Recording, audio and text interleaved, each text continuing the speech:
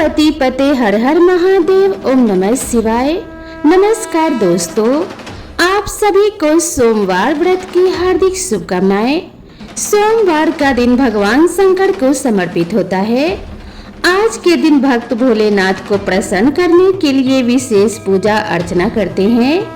कुछ लोग आज के दिन व्रत भी रखते हैं ताकि शिव की विशेष कृपा प्राप्त की जा सके। बाबा भोलेनाथ के आशीर्वाद के लिए आप भी सोमवार का व्रत कर रहे हैं तो भगवान शिव की ये कथा जरूर सुने। इस कथा को सुनने से भगवान शिव प्रसन्न होते हैं और मनोकामना पूर्ति का आशीर्वाद प्रदान करते हैं। भगवान शिव की कथा सुनने से घर में सुख समृद्धि का वास होता है और सभी प्रकार के संकट कट जाते हैं। तो प्रेम से बोलिए गौरी पुत्र गणेश भगवान की जय, माता पार्वती की जय। ओम नमः शिवाय। नारद पुराण के अनुसार सोमवार व्रत में व्यक्ति को प्रातः स्नान करके शिव जी को जल और बेल पत्र चढ़ाना चाहिए तथा शिव गौरी की पूजा करनी चाहिए। शिव पूजन के बाद सोमवार व्रत कथा सुननी चाहिए। इसके बाद केवल एक ही समय भोजन करना चाहिए। साधारण रूप से सोमवार का व्रत दिन के तीसरे तक होता है, मतलब शाम तक रखा जाता है। सोमवार व्रत 3 प्रकार का होता है: प्रति सोमवार व्रत, सौम्य प्रदोष व्रत और 16 सोमवार का व्रत। इन सभी व्रतों के लिए एक ही विधि होती है। तो चलिए प्रेम पूर्वक हम सोमवार व्रत के पावन कथा का श्रवण करते हैं। एक समय की बात है, किसी नगर में एक साहूकार रहता था। उसके घर में धन की कोई कमी नहीं थी, लेकिन उसकी कोई संतान नहीं थी। इस कारण वह बहुत दुखी था। पुत्र प्राप्ति के लिए वह प्रत्येक सोमवार व्रत रखता था और पूरी श्रद्धा के साथ शिव मंदिर जाकर भगवान शिव और पार्वती जी की पूजा करता था। उसकी भक्ति देखकर एक दिन माँ पार्वती प्रसन्न हो गई और भगवान शिव से उस साहूकार की मनोकामना पूर्ण करने का आग्रह किया। पार्वती जी की इच्छा सुनकर भगवान शिव ने कहा कि हे पार्वती, इस संसार में हर प्राणी को उसके कर्मों का फल मिलता है। जिसके भाग्य में जो होता है उसे भोगना ही पड़ता है। लेकिन पार्वती जी ने साहूकार की भक्ति का मान रखने के लिए उसकी मनोकामना पूर्ण करने की इच्छा जताई। माता पार्वती के आग्रह पर शिवजी ने साहूकार को पुत्र प्राप्ति का वरदान तो दे दिया, लेकिन साथ ही यह भी कहा कि उसके बालक की आयु केवल 12 वर्ष की होगी। माता पार्वती और भगवान शिव की बातचीत को साहूकार सुन रहा था। उसे ना तो इस बात की खुशी थी और ना ही दुख। वह पहले की भांति शिव जी का पूजन करता रहा। कुछ समय के बाद साहूकार के घर एक पुत्र का जन्म हुआ। जब वह बालक 11 वर्ष का हुआ तो उसे पढ़ने के लिए काशी भेज दिया गया। साहूकार ने पुत्र के मामा को बुलाकर उसे बहुत सारा धन दिया और कहा कि तुम इस बालक को काशी विद्या प्राप्ति के लिए ले जाओ और मार्ग में यज्ञ कराना। जहाँ भी यज्ञ कराओ वहाँ ब्राह्मणों को भोजन कराते और दक्षिणा देते हुए जाना। दोनों मामा भांजे इसी तरह यज्ञ कराते और ब्राह्मणों को दान दक्षिणा देते काशी की ओर चल पड़े। रात में एक नगर पड़ा जहाँ नगर के राजा की कन्या का विवाह था, लेकिन जिस राजकुमार से उसका विवाह होने वाला था वह एक आंख से काना था। राजकुमार के पिता ने अपने पुत्र के काना होने की बात को छुपाने के लिए एक चाल सोची। साहूकार के पुत्र को देखकर उसके मन में एक विचार आया। उसने सोचा क्यों ना इस लड़के को दूल्हा बनाकर राजकुमारी से विवाह करा दूं। विवाह के बाद इसको धन देकर विदा कर दूंगा और राजकुमारी को अपने नगर ले जाऊंगा। लड़के को दूल्हे के वस्त्र पहनाकर राजकुमारी से विवाह कर दिया गया। लेकिन साहूकार का पुत्र ईमानदार था। उसे यह बात न्याय संगत नहीं लगी। उसने अवसर पाकर राजकुमारी के चुन्नी के पल्ले पर लिखा कि तुम्हारा विवाह तो मेरे साथ हुआ है, लेकिन जिस राजकुमार के संग तुम्हें भेजा जाएगा वह एक आंख से काना है। मैं तो काशी पढ़ने जा रहा हूँ। जब राजकुमारी ने चुन्नी पर लिखी बातें पढ़ी तो उसने अपने माता पिता को यह बात बताई।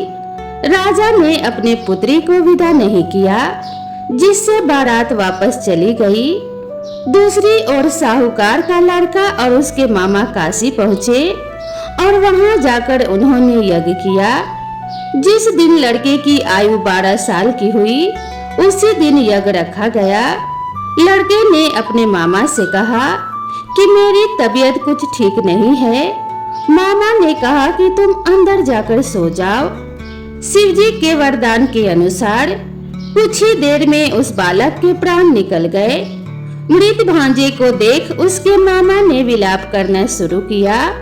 संयोगवश उसी समय शिवजी और माता पार्वती उधर से जा रहे थे। पार्वती ने भगवान शिव से कहा कि स्वामी, मुझे इसके रोने के स्वर सहन नहीं हो रहे हैं। आप इस व्यक्ति के कष्ट को अवश्य दूर करें। जब शिवजी मृत बालक के समीप गए तो वह बोले कि यह तो उसी साहूकार का पुत्र है जिसे मैंने 12 वर्ष की आयु का वरदान दिया। अब इसकी आयु पूरी हो चुकी है। लेकिन मातृभाव से विभोर माता पार्वती ने कहा कि हे महादेव, आप इस बालक को और आयु देने की कृपा करें, अन्यथा इसके वियोग में इसके माता पिता भी तड़प तड़प कर मर जाएंगे। माता पार्वती के आग्रह पर भगवान शिव ने उस लड़के को जीवित होने का वरदान दिया। शिव जी की कृपा से वह लड़का जीवित हो गया। शिक्षा समाप्त करके लड़का मामा के साथ अपने नगर की ओर चल दिया। दोनों चलते हुए उसी नगर में पहुंचे जहां उसका विवाह हुआ था। उस नगर में भी उन्होंने यज्ञ का आयोजन किया। उस लड़के के ससुर ने उसे पहचान लिया और महल में ले जाकर उसकी खातिरदारी की और अपनी पुत्री को विदा किया। इधर साहूकार और उसकी पत्नी भूखे प्यासे रहकर बेटे की प्रतीक्षा कर रहे थे।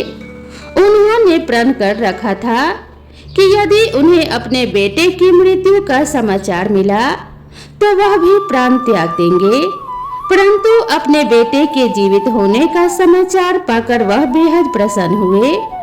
उसी रात भगवान शिव ने व्यापारी के स्वप्न में आकर कहा कि हे श्रेष्ठी, मैंने तेरे सोमवार के व्रत करने और व्रत कथा सुनने से प्रसन्न होकर तेरे पुत्र को लंबी आयु प्रदान की है। इसी प्रकार जो कोई सोमवार का व्रत करता है या कथा पढ़ता अथवा सुनता है उसके सभी दुख दूर होते हैं और समस्त मनोकामनाएं पूर्ण होती हैं। तो प्रेम से बोलिए भगवान शिव और माता पार्वती की जय। ओम नमः शिवाय। तो दोस्तों, अब हम सुनेंगे सोमवार व्रत की दूसरी कथा। एक समय श्री महादेव जी पार्वती जी के साथ भ्रमण करते हुए मृत्यु लोक में अमरावती नगरी में आए। वहां के राजा ने शिव मंदिर बनवाया था जो कि अत्यंत भव्य एवं रमणीक तथा मन को शांति पहुंचाने वाला था। भ्रमण करते समय शिव पार्वती भी वहां ठहर गए। पार्वती जी ने कहा कि हे नाथ, आओ आज इसी स्थान पर 64 पासे खेले। खेल प्रारंभ हुआ। शिव जी कहने लगे, मैं जीतूंगा। इस प्रकार उनकी आपस में वार्तालाप होने लगी। उस समय पुजारी जी पूजा करने आए। पार्वती जी ने पूछा, पुजारी जी बताइए जीत किसकी होगी? पुजारी जी बोले, इस खेल में महादेव जी के समान कोई दूसरा पारंगत नहीं हो सकता, इसीलिए महादेव जी ही यह बाजी जीतेंगे। परंतु हुआ उल्टा, जीत पार्वती जी की हुई। अतः पार्वती जी को पुजारी जी पर क्रोध आ गया और उन्होंने पुजारी जी को कोढ़ी होने का श्राप दे दिया कि तूने मिथ्या भाषण किया है, अतः तू इसका फल भोग। अब तो पुजारी कोढ़ी हो गया। शिव पार्वती जी दोनों वापस चले गए। कुछ समय पश्चात अप्सराएं वहां पूजा करने आई। अप्सराओं ने पुजारी से उसके कोढ़ी होने का कारण पूछा। पुजारी ने सब बातें अप्सराओं को बता दी। अप्सराएं कहने लगी, पुजारी जी आप 16 सोमवार का व्रत करें तो शिव जी प्रसन्न होकर आपके सभी संकट को दूर करेंगे। पुजारी जी ने अप्सराओं से व्रत की विधि पूछी। अप्सराओं ने व्रत करने और व्रत के उद्यापन करने की संपूर्ण विधि बता दी। पुजारी ने विधि पूर्वक श्रद्धा भाव से व्रत प्रारंभ किया और अंत में व्रत का उद्यापन भी किया। व्रत के प्रभाव से पुजारी जी रोग मुक्त हो गए। कुछ दिनों बाद शंकर पार्वती जी पुनः उस मंदिर में आए तो पुजारी जी को रोग मुक्त देखकर पार्वती जी ने पूछा, मेरे दिए हुए श्राप से मुक्ति पाने का तुमने कौन सा उपाय किया? पुजारी जी ने कहा कि हे माता, अप्सराओं द्वारा बताए गए 16 सोमवार के व्रत करने से मेरा यह कष्ट दूर हुआ है। पार्वती जी ने भी 16 सोमवार का व्रत किया, जिससे उनसे रूठे हुए कार्तिकेय जी भी अपनी माता से प्रसन्न होकर आज्ञाकारी हुए। कार्तिकेय जी ने पूछा कि हे माता, क्या कारण है कि मेरा मन सदा आपके चरणों में ही लगा रहता है? पार्वती जी ने कार्तिकेय को 16 सोमवार के व्रत का महात्म्य तथा विधि बताई। तब कार्तिकेय जी ने भी इस व्रत को किया तो उनका बिछड़ा हुआ मित्र मिल गया। अब इस मित्र ने भी इस व्रत को अपने विवाह होने की इच्छा से किया। फलतः वह विदेश गया। वहां के राजा की कन्या का स्वयंवर था। राजा ने प्रण किया था कि हथनी जिस व्यक्ति के गले में वरमाला डाल देगी उसी के साथ राजकुमारी का विवाह करूंगा। यह ब्राह्मण मित्र भी स्वयंवर देखने की इच्छा से वहां एक ओर जाकर बैठ गया। हथनी ने इसी ब्राह्मण मित्र को माला पहनाई तो राजा ने बड़ी धूमधाम से अपनी राजकुमारी का विवाह उसके साथ कर दिया। तत्पश्चात दोनों सुख पूर्वक रहने लगे। एक दिन राजकन्या ने पूछा कि हे नाथ, आपने कौन सा पुण्य किया जिससे हथनी ने आपके गले में वरमाला पहनाई? ब्राह्मण पति ने कहा कि मैंने कार्तिकेय जी द्वारा बताए 16 सोमवार के व्रत को पूर्ण विधि विधान सहित श्रद्धा और भक्ति से किया, जिसके फल के कारण मुझे तुम्हारे जैसी सौभाग्यशाली पत्नी मिली। अब तो राजकन्या ने भी सत्य पुत्र प्राप्ति के लिए व्रत किया और सर्वगुण संपन्न पुत्र प्राप्त किया। बड़े होकर पुत्र ने भी राज्य की प्राप्ति की कामना से 16 सोमवार का व्रत किया। राजा के देवलोक होने पर इसी ब्राह्मण कुमार को राजगद्दी मिली। फिर भी वह इस व्रत को करता रहा। एक दिन उसने अपने पत्नी से पूजा सामग्री शिवालय से ले चलने को कहा, परंतु उसने पूजा सामग्री अपने दासियों द्वारा भिजवा दी। जब राजा ने पूजन समाप्त किया तो आकाशवाणी हुई कि हे राजा, तुम इस पत्नी को त्याग दो, नहीं तो राजपाट से हाथ धोना पड़ेगा। प्रभु की आज्ञा मानकर उसने अपने पत्नी को महल से निकाल दिया। तब वह अपने भाग्य को कोसती हुई एक बुढ़िया के पास गई और अपना दुखड़ा सुनाया तथा बुढ़िया को बताया कि मैं पूजन सामग्री राजा के कहे अनुसार शिवालय में नहीं ले गई और राजा ने मुझे निकाल दिया। बुढ़िया ने कहा, तुझे मेरा काम करना पड़ेगा। उसने स्वीकार कर लिया। तब बुढ़िया ने सूत की गठरी उसके सिर पर रखी और बाजार भेज दिया। रास्ते में आंधी आई तो सिर पर रखी गठरी उड़ गई। बुढ़िया ने डांट कर उसे भगा दिया। अब रानी बुढ़िया के यहाँ से चलते चलते एक आश्रम में पहुंची। गुसाई जी उसे देखते ही समझ गए कि यह उच्च घराने की अबला विपत्ति की माड़ी है। वे उसे धैर्य बंधाते हुए बोले, बेटी, तू मेरे आश्रम में रह सकती है, किसी प्रकार की चिंता मत कर। रानी आश्रम में रहने लगी, परंतु वह जिस वस्तु को हाथ लगाती वह वस्तु खराब हो जाती। यह देखकर गोसाई जी ने पूछा कि हे बेटी, किस देव के अपराध से ऐसा होता है? तब रानी ने बताया कि मैंने अपने पति की आज्ञा का उल्लंघन किया और शिवालय में पूजन के लिए नहीं गई। इससे मुझे घोर कष्ट उठाने पड़ रहे हैं। गोसाई जी ने शिवजी से उसके कुशल क्षेम के लिए प्रार्थना की और कहा, बेटी, तुम 16 सोमवार का व्रत विधि के अनुसार करो। तब रानी ने व्रत विधि पूर्वक पूर्ण किया व्रत के प्रभाव से राजा को रानी की याद आई और दूतों को उसके खोज में भेज दिया। आश्रम में रानी को देख दूतों ने राजा को बताया।